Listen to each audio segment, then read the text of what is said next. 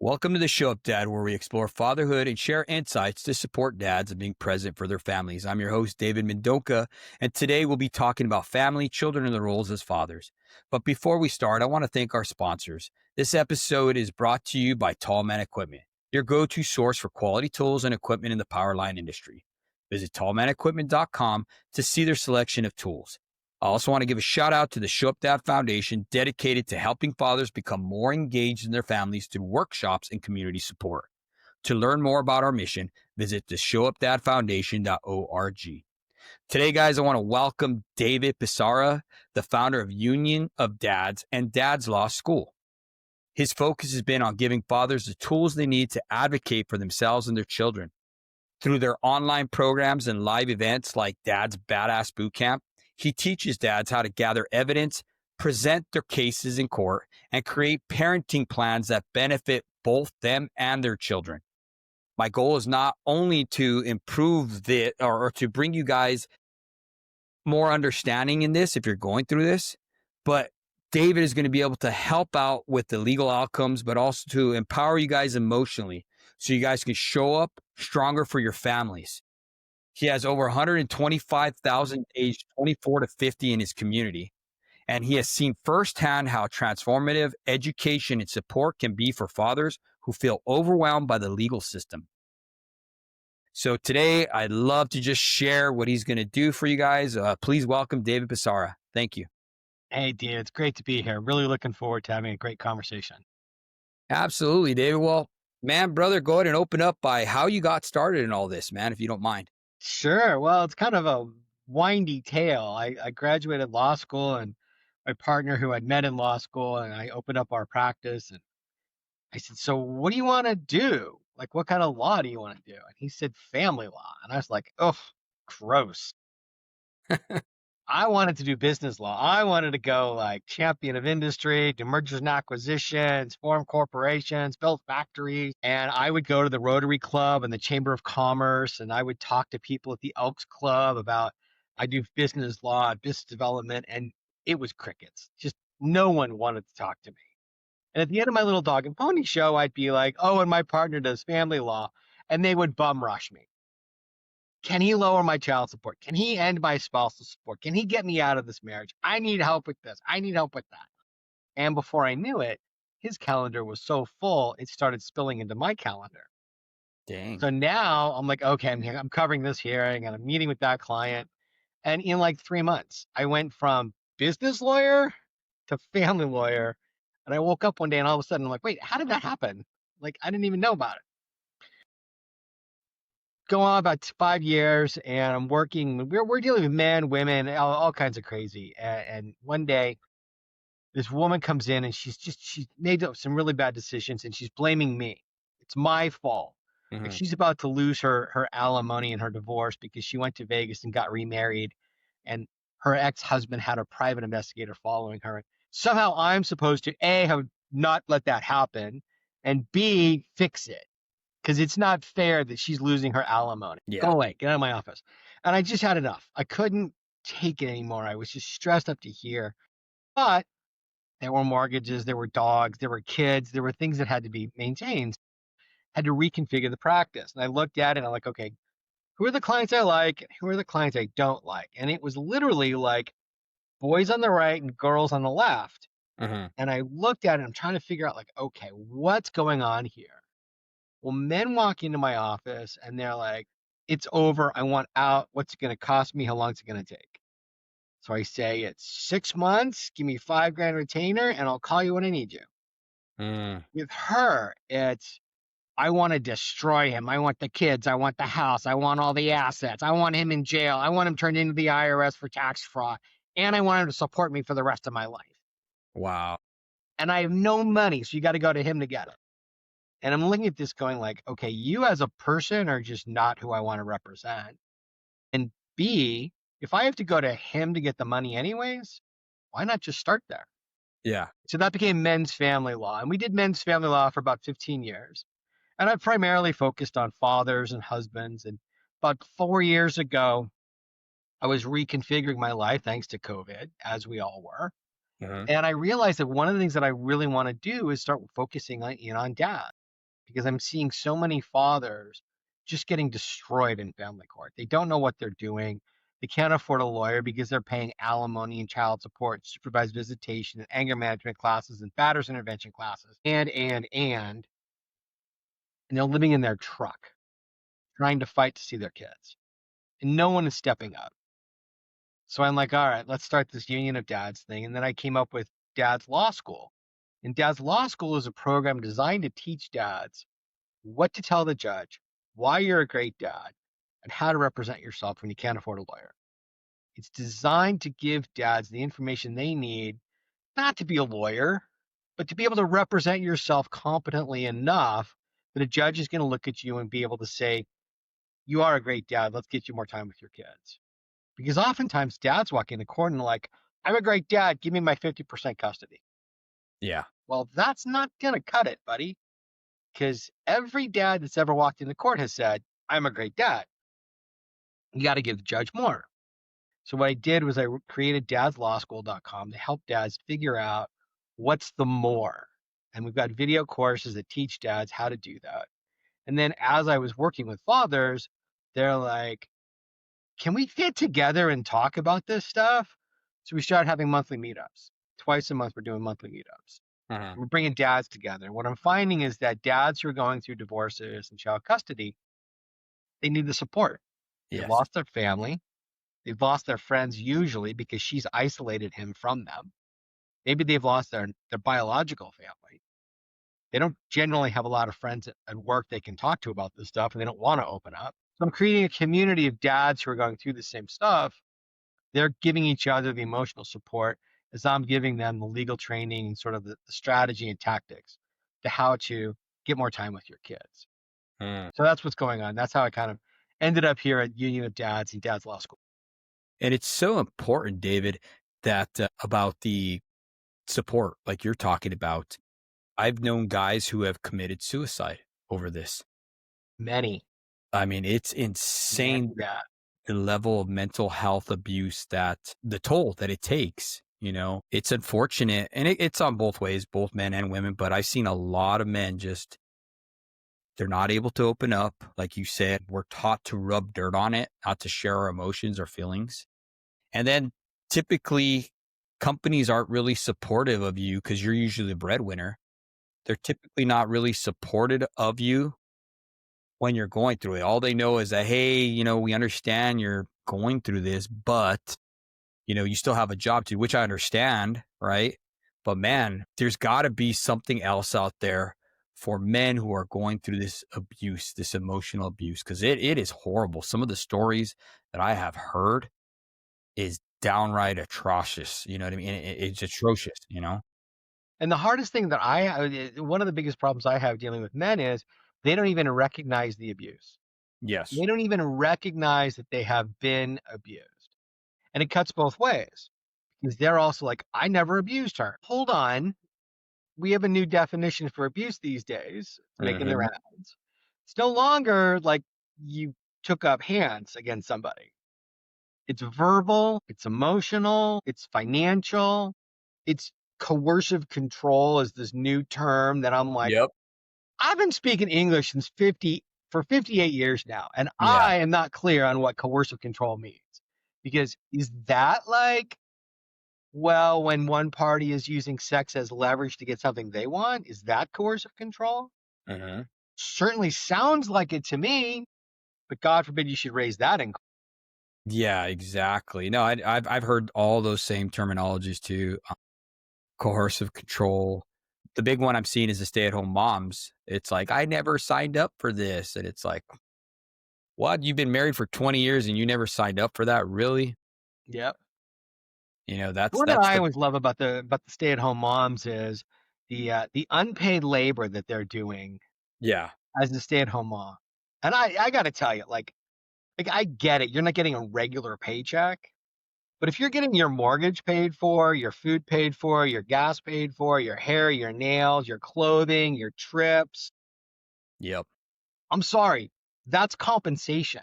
And the way I know that's compensation, when we go to child support court, if any of those things are showing up in dad's paycheck, Or dad's lifestyle, guess what? That's compensation. Your mortgage is paid by your company. Oh, well, we're going to add that back into your income to figure out how much your child support. So why is it not his unpaid labor to the corporation? Because, well, they're not paying me, but it is when it's child support. So, there's a lot of games that are played with these terms. A lot of like manipulation has happened. It is, and that's exactly what it is. It is manipulation at its best, and it's human nature. For whatever reason, I was talking earlier with another man. We're talking about defense mechanisms, and that a lot of people now play the victim. They act like they are the victim. Woe is me. I'm owed this. I gave you X amount of years of my life. Now it's my turn to find myself. It's and I take it back to the Bible. It's sin. That's what it is. It's selfishness. It's it's what it is what human people are capable of, and anybody's capable of doing it. They truly are. I'm not just saying that one person or not. You know what I mean? We see it all around us. With selfishness. I won't disagree with you on too much of that, but I will say this. A woman's greatest strength in family court is her ability to play the victim. Mm. The sooner she can start crying, the sooner she's got that judge on her side. The sooner the lip quivers, just a little, maybe there's a little shake in the hand, like, oh, I'm terrified to be in the same room with him. Wait a second. You spent 25 years sleeping next to him. Like, this guy better than probably anybody else on the planet. Yeah. And I'm not convinced that you actually are that scared of him. But No. it works with judges. Yeah, that's a sad part, that manipulation. It truly is. And the flip side is that it never works, or not never, but almost never works for men. The Why man is it? says he's afraid of a woman. Nobody wants to believe it. Yeah, it's unfortunate, Yet because look at how many shows on TV are like snapped. uh Wives who kill, girlfriends who kill. yeah.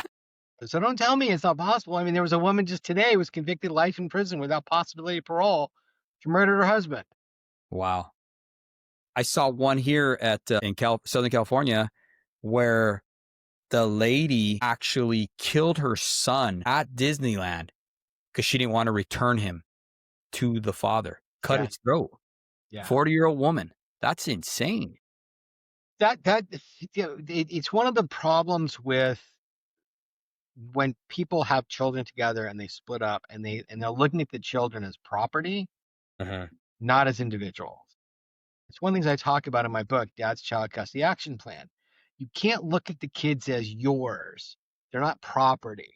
You can't convey that to the judge that you're thinking of them as property. You Uh-huh. need to think of them as they're individuals who are developing. They need their own best interest taken care of. So when I hear a story like that, or that animal that like killed his three daughters last Yeah. month, like it's a possession, and it's also usually behind a child custody battle. Mm. Yeah, that's that control aspect of it. It's sad. It truly is. Mm-hmm. It's it's unfortunately that the children are the ones who suffer. I take it back to what our ministry is all about. It's about the family. It's about being united front, right? What I've seen is that when a house is divided, it cannot stand. And that's what happens in a divorce. Now you're divided because of your differences, right? The Bible says that he allowed divorce because of the hardness of people's hearts, meaning that they didn't want to change their ways. They wanted what they wanted. So God, like, okay, go your own way, right? So when that happens, that protective covering is separated. And now who's next? Who's in the plan? Who's in the crosshairs? It's your children. And now they're growing up with their own traumas. Now they're growing up with all these different things. And as a father, it is our sworn duty to protect them. It is our sworn duty to raise them up and train them up in the admonition of the Lord. It is our sworn duty to make sure that they heal from these things. They didn't deserve that, but we don't get to choose our parents, and our parents aren't perfect. And God's promises are still true today as they were yesterday, today, and tomorrow. My thoughts towards you are for good, not for evil, to give you a future and a hope. And that's what we have to rely on. Yeah. It's hard for the kids because they're trapped between two people who are warring in a Yes. system that isn't really designed for them. The truth of the matter is family court is pretty effective for about 70% of couples who are breaking up. If you think about it, like most couples that go through family court, there may be one appearance, possibly two, but generally they're done. They come to an agreement, they move on with their lives, they raise their kids. It's the 30% of high conflict cases where you hear all of the horror stories. And of those, even of those, realistically, it's probably the top 5% of those that are the most dramatic, that cause all the bad law. There's the 5% that cause all of the outlying situations that make people be like, family court's horrible, it's horrible. It's not. You're in bed with somebody who is most likely a borderline personality if they're female, most likely a narcissist if they're male. The reality is both of those are very rare Hmm. diagnoses. They're about 1.5% of the population.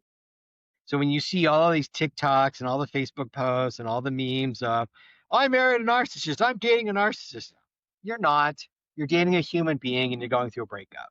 There you go. You're just not. Like statistically, you're not. And by the way, just so you know, most likely there's something in you. If you found a borderline, there's something in you that they were attracted to. There's Hmm. something that made you easily manipulated, that made them seek you out. Mm. They're like the lamprey on the shark. Right? Yeah. Like they're going through, they're finding like what's a good target. And usually when it's the man, what it is strong provider, gentle, wanting to please. Everything we tell men you're supposed to be is what is an amazing target for borderline personality. And that's what attracts these parasites, for Absolutely. lack of better words. And that's I'm going to correct you. I don't think it's better words. I think that's a really great description. Yeah. No, it's unfortunate. It truly is. I know in the Christian community we call that the Jezebel spirit, right? They want control, they want to take over, they mimic the person that they're with, and they're capable of moving on quickly. So we call that masking in my world and in Okay. the world of psychologists. It's they're masking their behavior and they're masking who they really are. Mm. Frequently with borderline personalities, when we're going through it in family law, I'll come in, he starts describing what's going on. I'm like, stop, stop, stop, stop, stop, stop. I'm going to tell you what's going on in your relationship, and you tell me if I'm right. Hmm. I have about a 95% rate of being accurate. And Wow. usually, if it's a true borderline, there's an initial just love bombing, attachment, you know, either in or out of a marital relationship. Sexual activity is through the roof, outrageous. It's exciting, it's exhilarating, it's what you've always dreamed of. And then along comes a child, and you're sidelined. You're pushed away to the end because they're bonding now with that child like this. They're enmeshed with the child to the point where they want you gone. That's what we see in family court. Yeah. And they want you eradicated. And so then it becomes just ugly. Wow. Yeah, that's unfortunate that that happens like that. You're It saying. is. It's you have to from my perspective, as much as I have to fight these people and try and get men to see what's going on and fight for them to have time with their kids. Mhm. I have to also recognize that, the borderline is someone who's been very abused, very, very damaged person. They've most likely been molested as a kid, probably by someone very, very close to them, brother, uncle, father, someone who's really done a lot of internal damage to their ego, which is why they are the way they are. And so I have to, on some level, I always get these right. I mean, wrong. Sympathy, empathy. I can never remember which is which. But, but I'm trying to, at the same time, have some sort of like forgiveness or understanding, at least, of they're damaged people. But I still then have to go in and like get more time with my dad. Yeah. No, and that's good. You have to lay down boundaries. I mean, even Jesus, when he was betrayed by Judas, He didn't chase after him. He said, go and do what you got to do, and that was the ultimate betrayal right there, So he definitely knows that what we are going through, he's felt our pain. And when betrayals and stuff like that happen, we have a great advocator to the Father for us who knows what we've gone through, for all those who are listening to this right now. I think it's important, and I want to touch base a little bit about this, Dave, is you said that borderline personality people are they think it's hard for them to receive healing. Can you go over that a little bit more?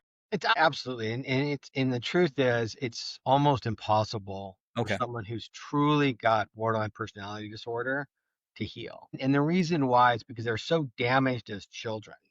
Okay. It's such a core thing. Like their ego has been shattered.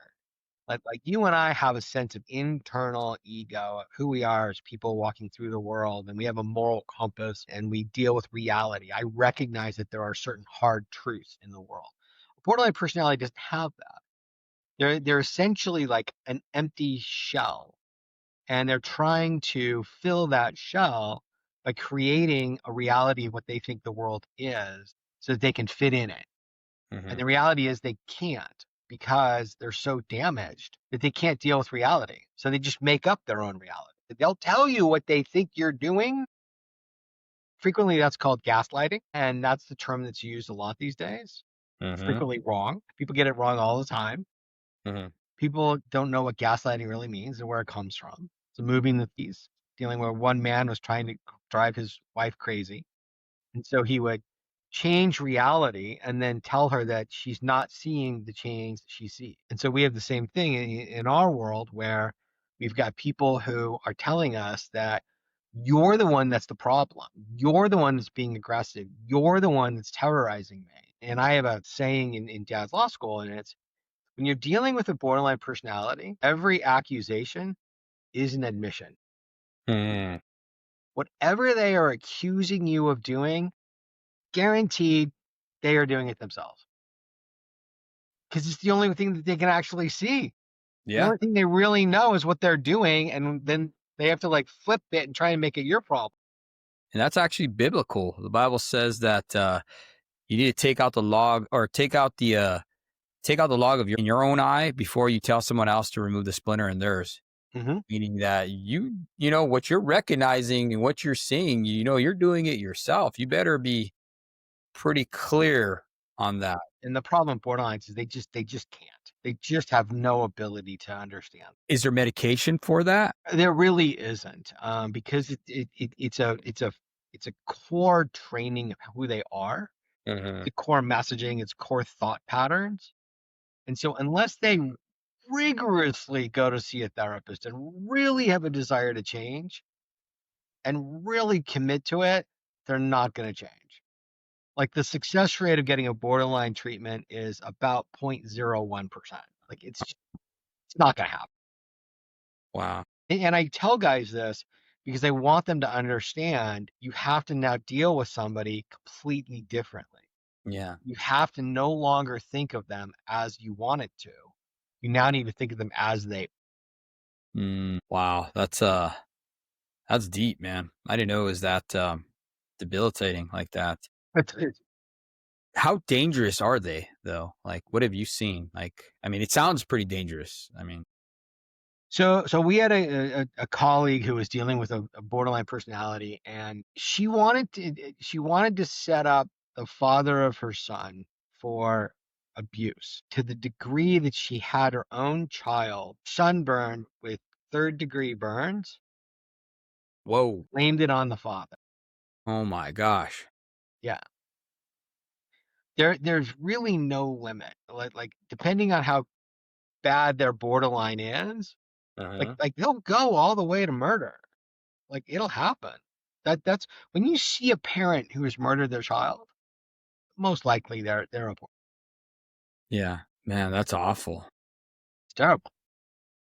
But in the real world, when we're dealing with just like normal people who are high conflict, Yeah. there's ways to get around this. There's ways to deal with this. Yeah. When you're trying to prove to a judge that you're a good dad, and she's saying that He's negligent. He doesn't know anything about the kids. He doesn't know their best friend. He doesn't know their school teacher. He doesn't know their doctors.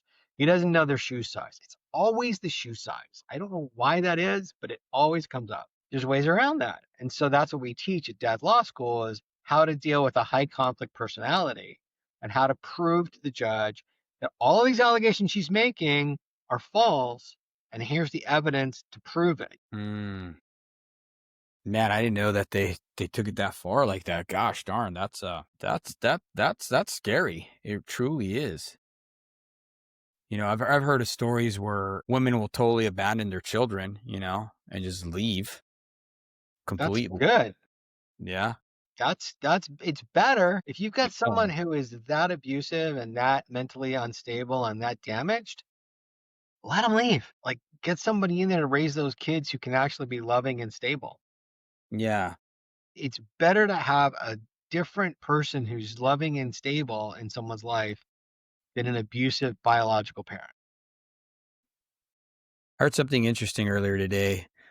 The man called it, because he says the trauma, like you're talking about, right? He said that he calls it standing on the wall. He said it's like having a wall built up and you're standing on a ladder, and then that ladder and that wall just collapses with you on it. So that's what trauma is. You're up there, you're seeing over the wall, you think everything's good, and then it just collapses on you. He said, and that's how trauma happens. He says that it just builds up. Mhm. Not dealing with it. You're not allowing God to heal those hidden parts of you that need healing, that He's bringing to your remembrance. He's showing you, hey, you need to work on this. And it usually, what I've seen, usually manifests itself in health. Mhm. Yeah. You'll start having these chronic illnesses that no one can think, like, you know, Hashimoto's disease or, you know, let's say Lyme disease, or I don't know, all these ones that are hard to detect. They're really hard. And they manifest themselves like that. And now you're, you know, stuck in this cycle of taking herbs and stuff because real medicine doesn't recognize that stuff, you know. But now you're taking all these herbs and everything like that that are not FDA approved, and you're not getting any better. And now you're hooked, and now you become addicted to those things. You need those things.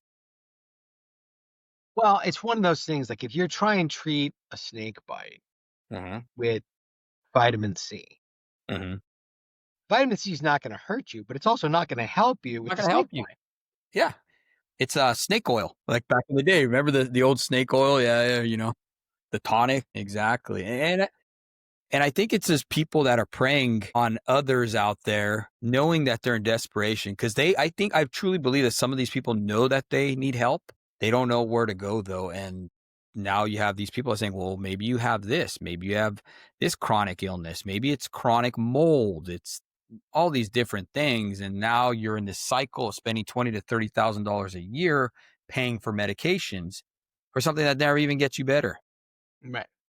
Well, because you're not dealing with the real issue, and the real issue is it's a mental illness. You know, it's a trauma. It's unresolved hurts. You know, there's a book by Bessel van der Kurt, Yeah. The Body Keeps the Score, and Right. the reality is that our bodies will keep our traumas within it until we're ready to deal with them. And they really found this out. I believe it was in the Afghanistan war when the vets were coming, and they started this new treatment for PTSD called EMDR. It's eye movement desensitization Great. reprocessing. And what it does is I've done a lot of this stuff. There's a lot of trauma in my background. Being single gay man in America, there's a lot of things to get bullied about, among other things. And so the way EMDR works is we're re-bringing up a trauma that happened and letting your brain process it so that you can actually expel it from the body. And the theory is this, that when a gazelle is on the savannah and it's being chased by the lion and it's running and running and running, and for whatever reason, it escapes the anxiety of being in a deadly race for its life. All animals do this. You'll see them shake it off. They'll all do this sort of thing, right? Like dogs do it. All animals do it. Humans don't. We bury that trauma. We bury that anxiety and we put it in our body because what do? Like someone's yelling at us. Like, okay, I'm gonna like buck up. I'm gonna bury my fear. I'm gonna be assertive back, and then I'm gonna go away, and I'm gonna just deal with it. But we don't actually deal with it. We've just buried it. So what I move in desensitization and reprocessing does, it says bring up that memory, and I'm gonna have your eyes go back and forth, and you're gonna follow my finger or follow my pen, and it's for about a minute, minute and a half. And literally, when my therapist is doing it to me, it's like, okay, we bring up some trauma, thinking about it. And as I'm going back and forth, my thought process literally like, this is such woo woo BS. I cannot believe I'm actually paying for this. Like, why am I doing this? Mm-hmm. And then it hits me. Like, tears come, anger comes, and I leave his office. I'll go down to my car and I'll put in Tears for Fears. And for half an hour, I just sit and listen to a CD from the 80s because I am so emotionally drained. I can't. Wow. And EMDR is amazingly effective. They started doing it with vets out of Afghanistan to deal with the PTSD, Mm-hmm. and it works really well. There's two types of traumas. There's big T trauma. You're a military guy, you're on a base and a bomb goes off. That's a big T trauma. You're walking through an alley and somebody mugs you. That's a big T trauma. There's little T trauma. You're living in a household with somebody who's always nagging you, someone who's always belittling you, someone who's always demeaning you. And you get to that stage where you're just always on edge and you're always waiting for that next thing to happen. We call it walking on eggshells.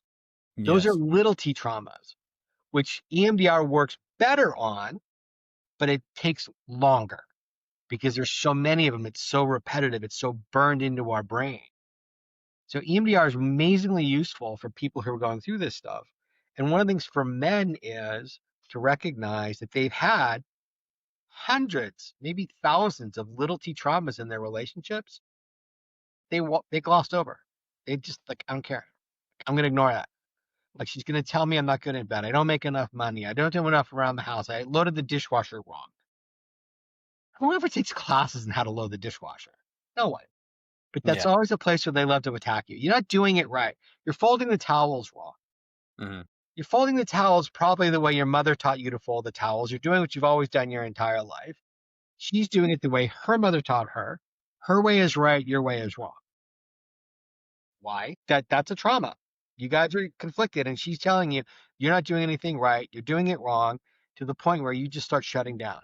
If you're a Mm-hmm. man in a relationship and you start shutting down, you're just stopping doing things because all it does is lead to criticism and nagging.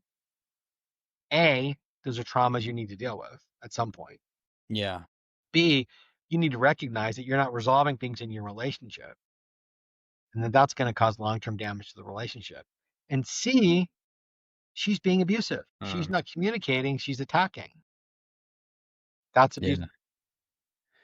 I see that a lot with the clients that I work with. They always say, "Man, I just don't feel like I'm good enough." Wow, I didn't know those are little T's there. Wow, that makes total sense now, and it's You always know, the same thing. it is. It's amazing. I hear the same things over and over and over. Man, One that's of the things that men forget is how important it is for them to feel loved and respected. mhm, And if you're not feeling loved and respected, you're being abused. If you're in a mhm, relationship and you're constantly being told you're not good enough, well, what are you doing in that relationship, dude? exactly. One of the things we do at Dad's Law School is we try and get guys to open up and start talking to each other. Mhm, And then when we do our boot camp, like one of the exercises we do in Dad's Badass Boot Camp is, why are you a great dad? What makes you a spectacular father? Why are you a good man? Let's rebuild that ego. Let's rebuild that self esteem. And it's not ego in the sense of like, I'm the world's greatest. It's yeah, just ego of, I can look myself in the mirror and be like, I am a stand up, honest, loyal, dedicated, caring, gentle, attentive human being. And I need to be recognized for that. When I start working with guys, frequently I'll ask them, like, give me 10 positive character traits. Describe yourself in 10 words. And it's usually like, oh, I'm hardworking. I'm funny. I'm like, that's not a character trait. That's a skill. I'm good in bed. That's not a character trait. That's a skill. mhm, I'm loyal. Like, okay, that's a character trait. And then they stop they run out of good things to say about themselves. Hmm. And frequently I will spend 15 or 20 minutes with them beforehand, and I pull things out in conversation and I'll Yeah. spit them back at them and I'll show them why they're amazing human beings. They're honest, they're loyal, they're dedicated, they're caring, they're thoughtful, they're attentive. And they're like, man, I haven't heard that in months, maybe years. Yeah. Yeah. You're not even seeing it in yourself. You're not even giving yourself the good messaging that you need. And that's so important. That's one of our jobs that God has given to wives. Now, I always tell people that a father has influence over his children. We could see that whenever the children are acting up with the mother. All it takes is a father to walk in that room and that whole atmosphere changes and they will stop. Mhm.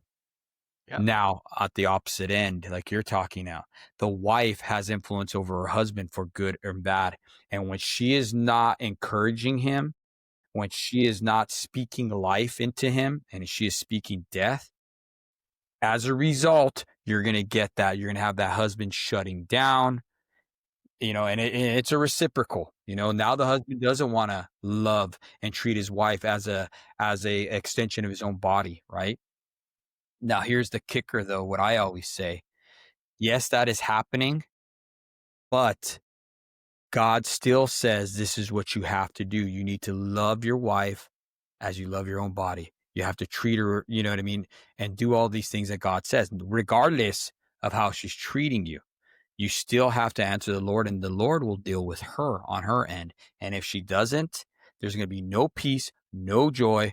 I mean, those are the things I'm seeing in the household. That's the first thing I ask men. Do you have peace in your home? Or is it filled with conflict? Is there any joy? And they're like, no, there's not. This sucks. It's like, okay, what are you doing? Are you, regardless of how she's acting, are you still treating her as an extension of your own body? No, I don't even want to look at her. You know what I mean? It's like, okay, well, there you go. It's unfortunate though that people aren't being taught that, and the church isn't teaching this at all. We see now in Christendom that over 50% of marriages are ending in divorce. And we're called to be the light. We're called to be the example on the hill, right? For other people. But if we aren't even bringing hope, why in the hell are they even going to have hope at all? You know what I mean? Now people are just partners. I don't want to get married. Let's just be partners. Which I'm fine with on some level if it's a stable, healthy relationship. Mm-hmm. Problem is that these days, there's not so many of those. No. In my world, 25 years ago, 80, maybe 90% of our practice was divorces. And the other was child custody, paternity cases. That's flipped. Flipped. Wow. The younger generations don't get married. They're still having kids, so we're still dealing with fatherhood stuff. Mm-hmm. We're dealing with it more because if you're unmarried and you have kids, you don't have any rights to those kids. Well, I signed the voluntary declaration of paternity. That's great. You know what that gives you? The right to pay child support. Yeah, exactly. That's what that gives you. I'm on the birth certificate. Great. That gives you the right to pay child support. Wow. That's it. Man. So that's why I started Dad's Law School, is because I'm seeing more and more men who are dads, but they're not husbands Mm-hmm. for a multitude of reasons. But they're still now trying to fight to get time with their kids, and moms are doing everything they can to stop that. Why? Two reasons. Ego. It's all about being a victim. Look at me, I'm the long suffering, sacrificing everything for my kids. I've got this deadbeat dad who doesn't do anything for them. Well, you're ignoring the fact that you're keeping him at arm's length. Let's start there. Why are you doing that? Well, for a second reason. The more time I have the kid, the less time he has, the more money I get. Wow. Direct relation. Mm-hmm. Higher child support, lower time with dad, which is why you're seeing a phenomenal increase in domestic violence cases. Mm-hmm. Domestic violence allegations are almost automatic these days in cases Yeah. because it's based on the flimsiest of evidence. I want to call you an abuser and get a restraining order against you. You yell at me. I'm afraid of him. He's terrorizing me. He's not good with the kid. Most judges are going to issue a restraining order based on that. Yeah. So now dad's been sidelined from the kid. Dad needs to have supervised visitation, anger management classes, batters intervention classes, parenting classes, co-parenting classes. Okay. What's all that really about? 100% it's money. It's money for the people that are running the anger management classes. It's money for the co-parenting classes, the parenting classes, supervised visitation, and child support. It's Wow. not about re-healing these people, reuniting father and child. It's not about raising up good kids.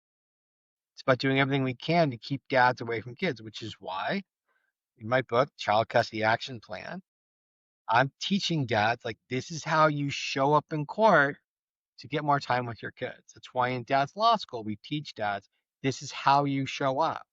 This is how you fight these allegations. This is how you demonstrate to the judge that you are an awesome because they have Mhm. to fight for the time with their kids. Yeah, they do. It's crazy how things turn the way they do. It's unfortunate. It truly is.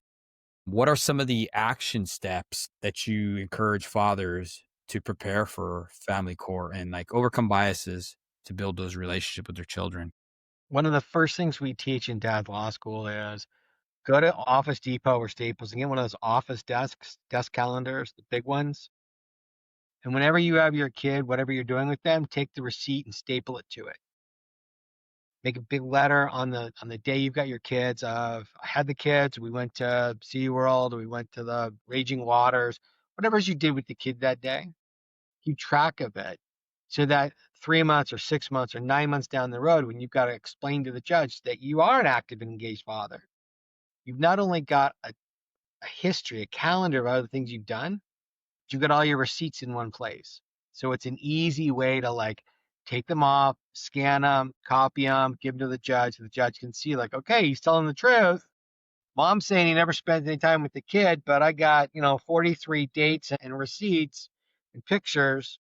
Show me dad's telling the truth, mom's lying. It's an action step that dads can take right away that's simple and easy and doesn't involve a lot of Wow.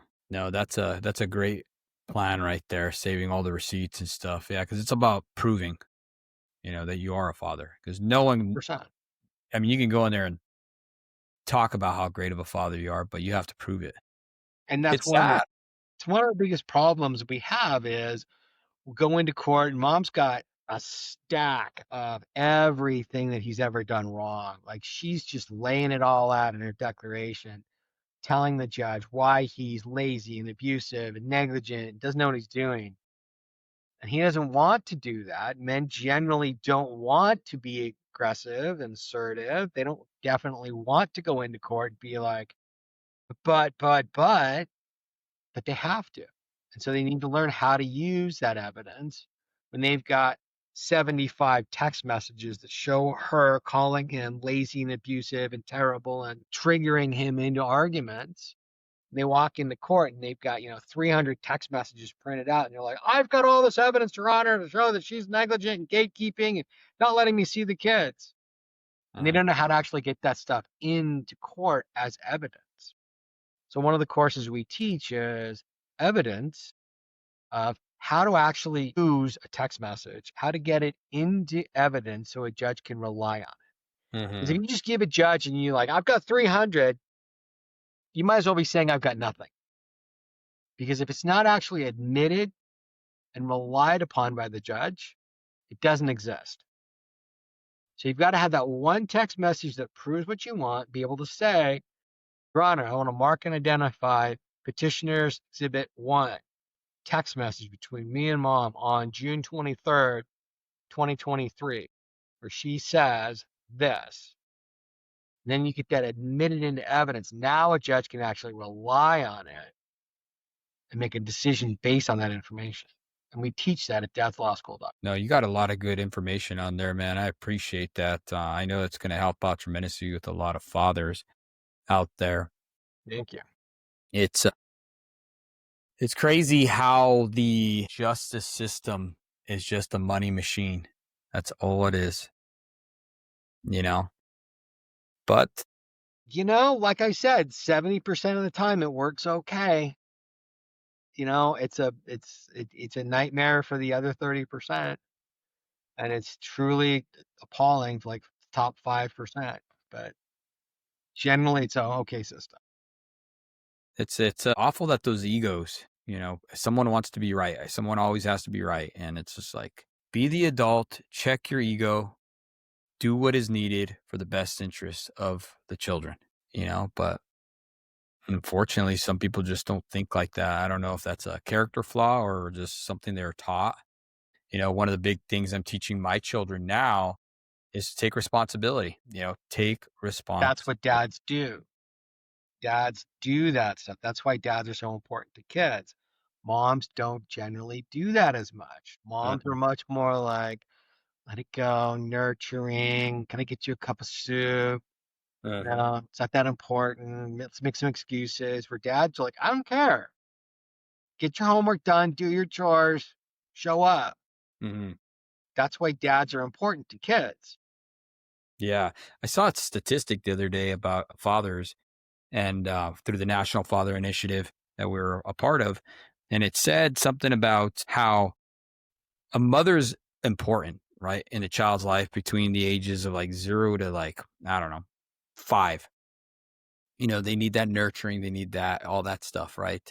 Everything that a mother brings to the table, she's the heart. After that, they're saying that a father can learn to do that.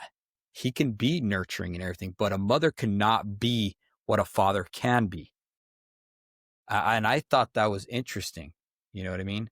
Unfortunately, there's a lot of single moms out there that are put in positions where they are having to do that role. And they're not saying there's, you know, not bad dads out there. There is, just because you can make a child doesn't mean you're a father or a dad, right? You biologically created a kid. That's it. You're not stepping into your role that God's called you to be, and vice versa. Even with mothers, there's good and bad in both. So we're not singling that out at all. But what I've seen is that, man, when a father steps into that role, the child's more likely to succeed. They're far more or less likely to go to prison, jail. Man, they don't have identity crisis They don't typically. have substance abuse problems. Yeah, The girls don't end up working in dance clubs. Yeah. exactly. There's a great song out there that I always used to listen to. It's a country song, and it talks about. It's called "The Broken Window Serenade" by Whiskey Myers, and it talks about this young man who loves this girl who just has this self-loathing hate for herself, whether it was, she got molested or whatever, she didn't have a father figure, whatever, but she constantly turns to meth and she finally dies. And this guy like loves her, but he could not save her. He could not save her in her brokenness.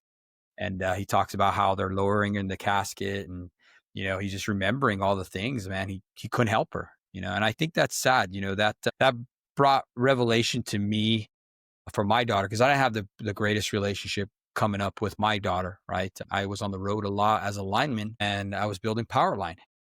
Trying to provide for my family, trying to provide something to my family that I never had. Right, and so I didn't have that great relationship with her, but praise God, through being intentional, through programs like FDM Ministries and stuff like that, I was able to turn that around. And actually, honestly, through even my wife helping me to see the areas where I was coming short in to be a better father, that had really encouraged me to become the father I am today, to where I have a great relationship with my daughter.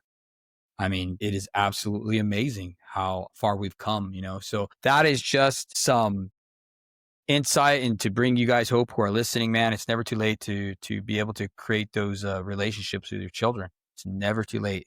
She was 15 years old, 16 years old, on the verge of a suicide because she was so depressed. It was during COVID, and we're able to turn that around to where she's a thriving 18-year-old, about to be 19, college, so gifted, just an amazing, amazing daughter, and amazing, amazing sister to her younger brothers. And she's really had to step into a role right now to be there for her brothers and to help dad, So it's never too late, guys. Nope. But you got to show up. You've got to be there, which is why if you're not there, you can't help. That's why dads are so important. That's why I do the work I do, because dads have to be in their kids' life. Exactly. Now, with that being said, what is you gave us some great advice, right? But what is a truth nugget now that you want to drop that you feel that you didn't cover with our audience that you would like to share, Dave? I think the biggest one is that I want the men to recognize that they need to pull together. We've got a community at Dad's Law School of dads who are helping each other. And whether you're in Mankind Project or Iron Sharpens Iron or Sterling Project, whatever, pick one, doesn't matter. You don't have to come to mine. Like I'm not the one and only in the world. We've got a lot of great resources, but if you have a need, if you're lonely, if you're isolated, if you're feeling like it's not worth going on, it is worth going on, and you need to reach out and get the support you need. You can do it at Dad's Law School.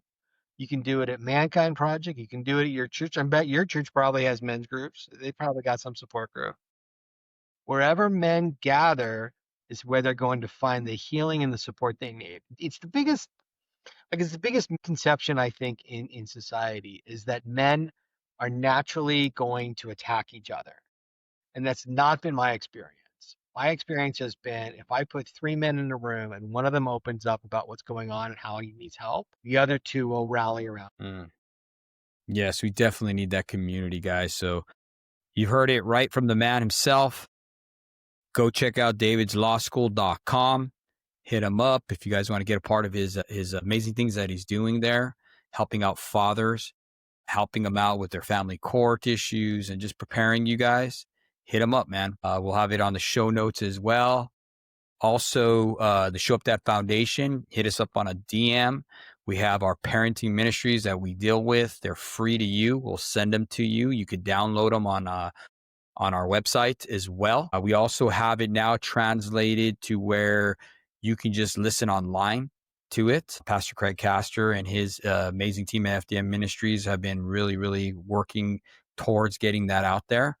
And you have the resources, man. So once again, David, thank you.